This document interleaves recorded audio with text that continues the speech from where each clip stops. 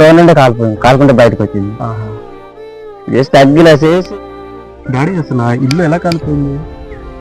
నేను మామూలుగా ఉదయం 8:30 టైంకి వెళ్దామా?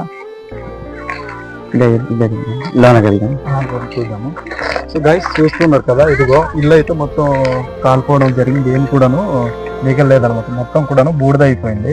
ఇదిగో డాడీ గారు అయితే ప్రజెంట్ ఒంటరిగానే ఉంటున్నారంట. సో మీ వంతు ఎవరికైనా సహాయం చేయగలుగుతాము అనుకుంటే కనుక ఖచ్చితంగా డాడీ గారికి అయితే హెల్ప్ చేయడానికి ప్రయత్నించండి.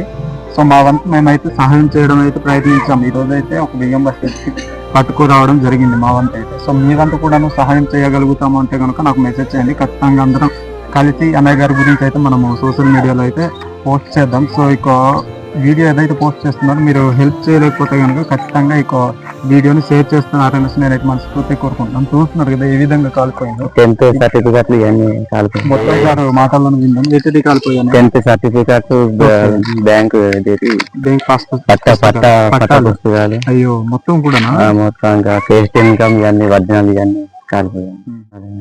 అండ్ అంటే నాకు తెలిసినంత వరకు నేనైతే చేయగలుగుతాను, నేను కూడా మీకు సహాయం చేసినట్టుగా. అదే మాకు ఒక బ్రదర్ వీడియో పంపించడం జరిగింది పర్సనల్ గా, చూసాను ఇదేంటి ఇలా కాలిపోయింది, అసలు కాంటాక్ట్ అవుదామంటే ఎవరికి కూడా కాంటాక్ట్ అవ్వలేకపోయాను నేను. ఒక 5 నిమిషాల్లో మొత్తం ముట్టుకుపోయింది.